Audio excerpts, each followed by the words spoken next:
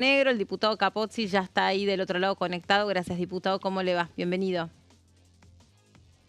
Hola, ¿cómo están ustedes? Muchas gracias por la invitación. Muchas gracias a usted. Bueno, se habló particularmente de su provincia. Hay mucha expectativa sobre lo que puede dar en términos de oportunidades de trabajo. ¿Cómo están las cosas allí? ¿Cómo ve esta situación que ayer describió el presidente con la intención de que Río Negro se convierta en la nueva metrópolis? Sí, creo que él habló de Neuquén, no de Río Negro. Ah, bueno, Pero gracias. Sí, yo pensé que habían hablado de Río Negro, pero bueno, está bien, tiene razón usted, tiene más sentido. Igual son ahí muy vecinas. no, pero aparte hay una confusión también general, que cuando se habla de Vaca Muerta se habla solamente de Neuquén, y Vaca Muerta es una región, Claro. y esa región comprende las dos provincias, Neuquén y Río Negro. Evidentemente, y no solo fue el presidente, sino que yo hace unos 3 meses tuve la oportunidad de participar de un evento donde el disertante era Andrés Malamud, el politólogo, Ujú. y él hablaba de esta región, Neuquén y Río Negro, como el futuro de la Argentina, ¿no? Ahí tenemos, el presidente ayer prácticamente cerró su discurso hablando de la inteligencia artificial, la necesidad de hacer de la Patagonia un polo de desarrollo en todo lo que sea esta materia. Y bueno, es precisamente esto lo que estamos trabajando. Yo el día jueves tengo un evento en Bariloche, una reunión con directivos de INVAP, que es posiblemente la empresa tecnológica más avanzada de Latinoamérica, donde tienen distintas ramas de negocio, de medicina nuclear, energía nuclear, aviones no tripulados, satélites, radares. Y ahora también una línea de trabajo tendría que ser esta, porque las condiciones geográficas son las necesarias para lo que se llama minar, ¿no? De las bajas temperaturas, la de poca densidad poblacional, y sobre todo que tenemos todo tipo de energía, desde el gas, que sería la primera en utilizarse, siguiendo por la eólica, la hidráulica, la solar. Y obviamente Bariloche hace 70 años que tiene su reactor en el Balseiro, así que somos los pioneros.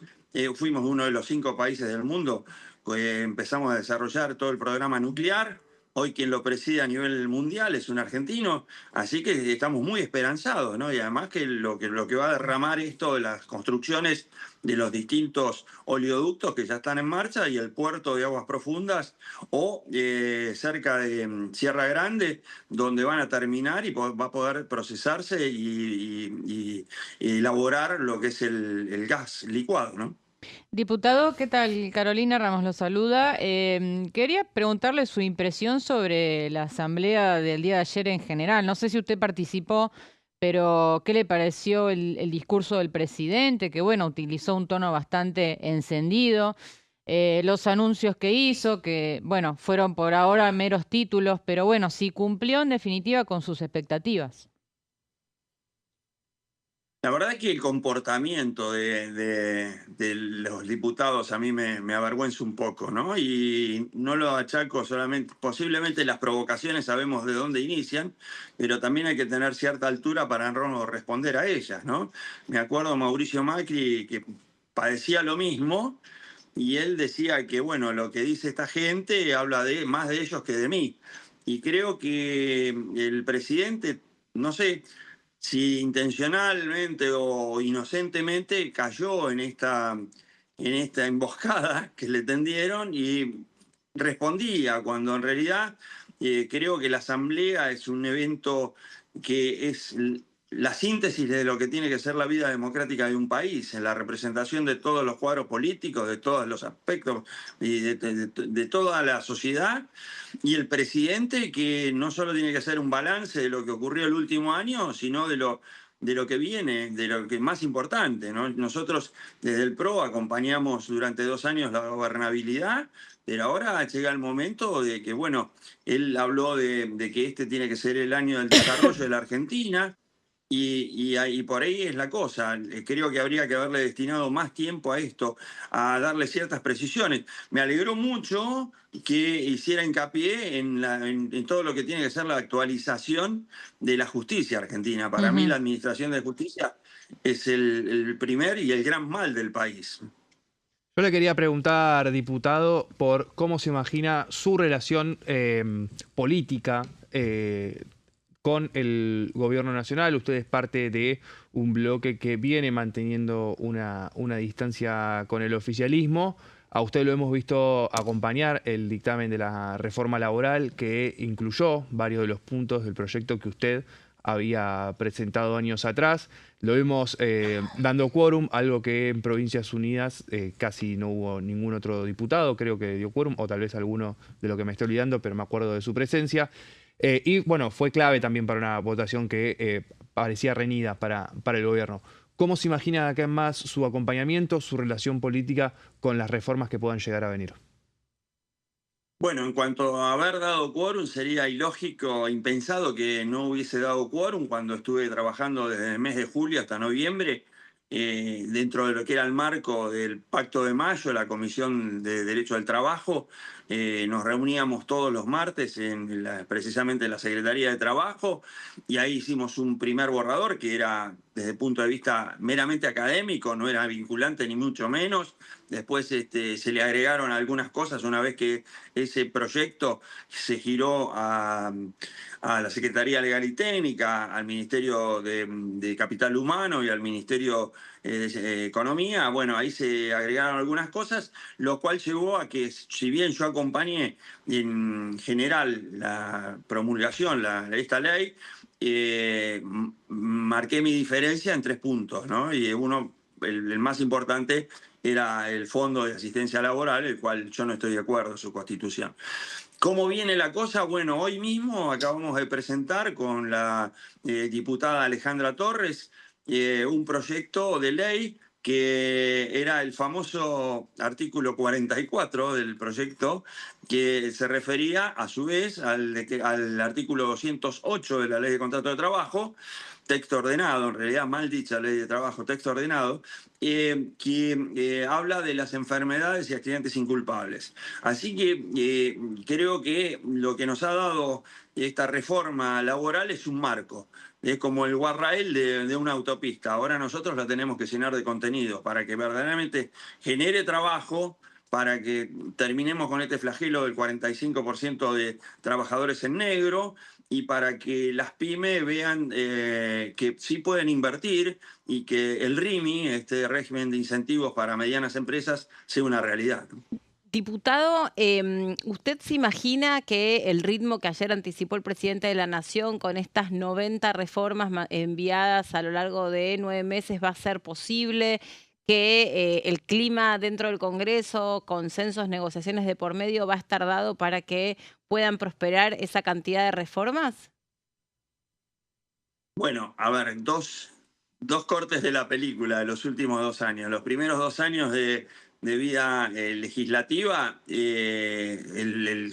digamos que el oficialismo se movió en franca minoría, y si logró la aprobación de la ley de bases, eso fue gracias al PRO, a algunos de los que llamaban bloques dialoguistas. Hoy tiene 95 diputados, con lo cual es mucho más fácil, Claro. está muy, muy cerca de ese número mágico de 129. Así que me parece que sí, que es hora de que empecemos durante 2 años, hasta el diciembre del año pasado. Creo que las sesiones fueron manejadas más que nada, las convocatorias venían de la oposición, pero la tarea que hicieron durante el verano, durante las extraordinarias, fue verdaderamente, perdón la redundancia, fue extraordinario. Nadie pensó que podían sacar. Creo que lo único que quedó pendiente del ambicioso proyecto que tenían, o la meta que pensaban en lograr, quedó afuera glaciares, pero por cuestión de semanas, y la reforma del Código Penal, lo cual eso sí va a dar mucho debate, y es un código de fondo, no podemos tratarlo en extraordinarias. Hay muchos puntos. Por ejemplo, yo estoy trabajando en uno que parece muy chiquito, pero son los delitos a bordo de aeronaves, que no está previsto. Obviamente el código nuestro tiene 102 años de antigüedad, así que va a haber que trabajar mucho en eso. Los ciberdelitos, ¿no?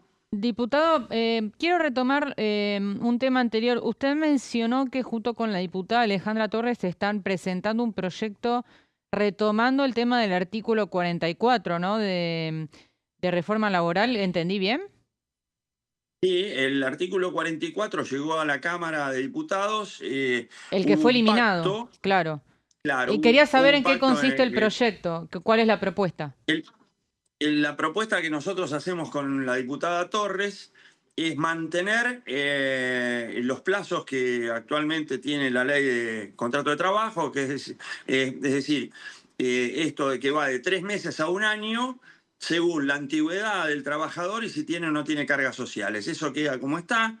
O sea, el que no tiene cargas sociales, que tiene una antigüedad menor de 5 años, va a tener el beneficio durante 3 meses. El que tiene más de 5 años de antigüedad y cargas sociales hasta un año. La diferencia es que el primer día de baja no genera una contraprestación dineraria.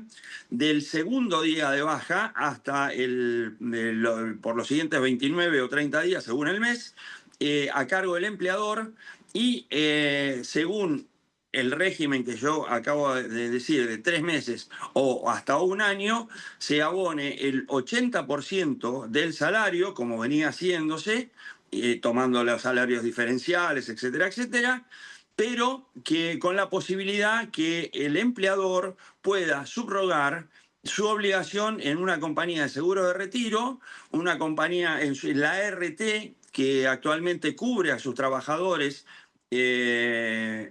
pero por riesgo de trabajo, o en una obra social que ya es la del trabajador, o en una prepaga. Obviamente en cada uno de estos casos con una sobreprima, que tendría que ser muy poco, muy económica, no solo es un beneficio para el empleador, porque deja de pagarlos, en su caso pueden ser 11 meses de salario, sino que se acaban los certificados de favor, porque el control médico lo va a hacer la RT, la obra social o la prepaga. Y segundo, porque vamos a tener la historia clínica de cero. Yo soy abogado y abogado laboralista. Y uno de los problemas graves que se presentan en lo cotidiano es que cuando un trabajador tiene una enfermedad o un accidente, se suele presentar este problema. La RT considera que ese accidente o esa enfermedad ha sido inculpable, es decir, que no tiene una relación directa e indirecta con el trabajo, y entonces le dice, tenés que ir a tu obra social, van a la obra social y le dicen exactamente al revés. No, tenés que ir a la RT porque esto fue un accidente de trabajo. Conclusión, el trabajador se queda sin cobertura médica y nadie le paga los salarios. Entonces, para terminar con esto, nuestra propuesta es que sean las ART o las obras sociales quienes afronten el pago. Y la Bien. discusión se acabó, como es en España no hay discusión de si una enfermedad es o no enfermedad del trabajo. Siempre lo paga la seguridad Y social. La diputado, diferencia es si lo hacen a través de una mutua o no. ¿pudo conversar este tema con funcionarios o diputados del oficialismo para ver si iba en línea con lo que buscaba en su momento el gobierno nacional con ese artículo?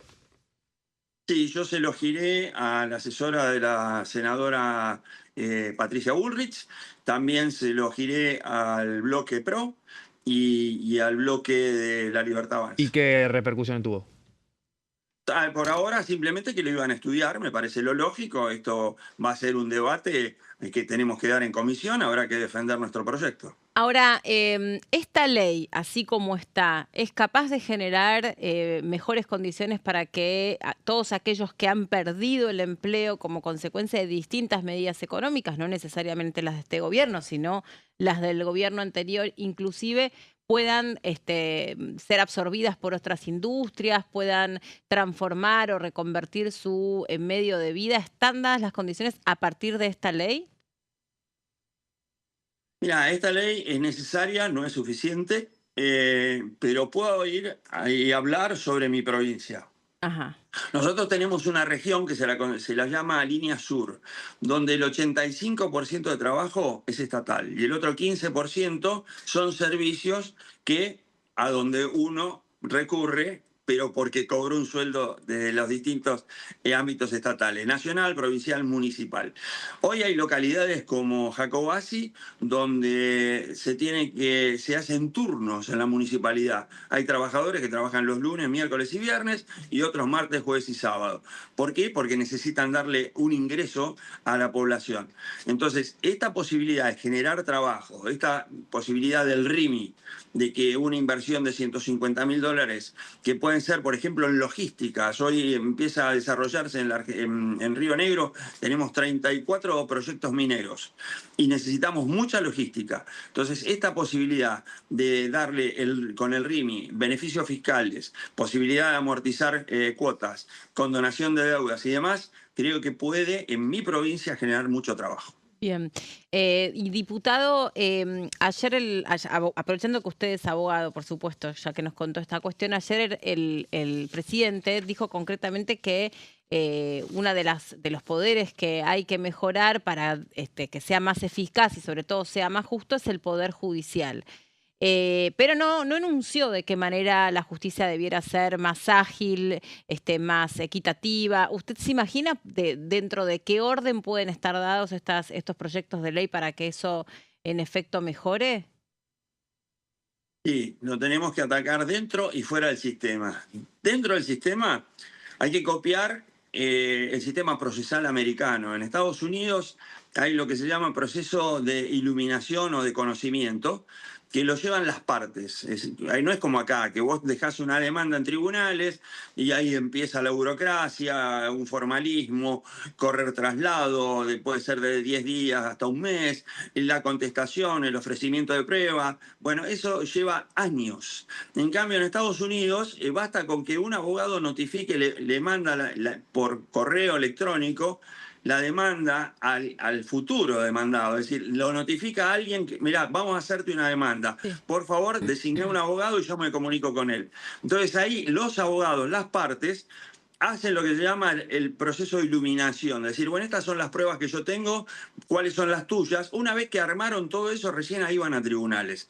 Con lo cual, el jurado lo único que tiene que hacer es evaluar las pruebas que ya están, que ya ejercieron y que ya ofrecieron las partes.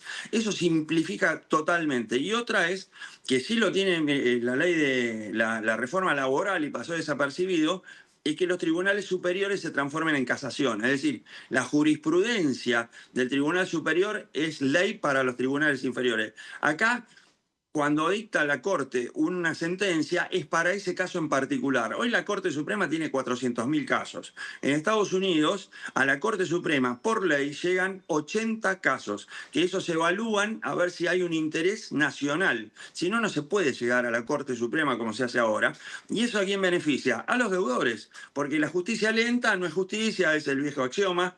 Entonces, eso hay que acabar. Y después, el otro, el que digo que es por afuera, es un proyecto que también presentamos el año pasado, que es de modificar el Código Civil para darle impulso al arbitraje. En todo el mundo, el proceso arbitral es la manera adecuada para resolver un conflicto. En cuanto en 3 meses, 6 meses, instancia única, es muy flexible, es muy amigable e inapelable, sobre todo inapelable. Entonces, si logramos que hoy el sistema arbitral, que está generalizado, por ejemplo, lo que son en las grandes inversiones, y en la ley de bases para el RIGI está previsto es que los conflictos se resuelvan por árbitros, nosotros pensamos que el ciudadano de a pie también tiene que tener la posibilidad. Yo he tenido la oportunidad como legislador estar en Lima, estar en Perú, recorrer tanto Cusco como Lima, y no ves las carteles que dicen abogado consulta gratis, dice abogado mediador, abogado conciliador, abogado árbitro. Y las partes solucionan sus problemas, sus conflictos con árbitros, que es la justicia a través del juez que uno elige y no el que sale sorteado por un bolillero que nunca se sabe quién lo manejó. Diputado Capozzi, gracias por este contacto con nosotros. Ojalá que sea un buen año legislativo el que quedó inaugurado. Así lo espero. Gracias. Muchas gracias a ustedes. Hasta la Que tengan próxima. buen día. En este país, todos los que más o menos han seguido